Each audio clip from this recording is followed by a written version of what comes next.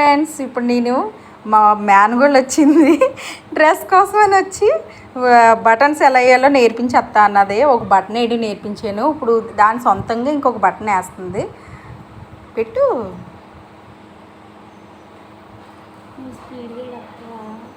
స్పీడ్గా ఏం అక్కర్లేదు.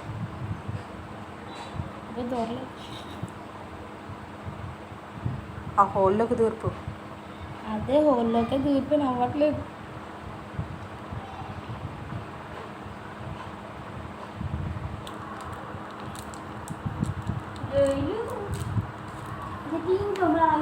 వస్తుంది. నీ డ్రెస్సులకు నువ్వు వేసేసుకోవచ్చు ఇంకా బటన్స్. నాకు పని తప్పుతుంది.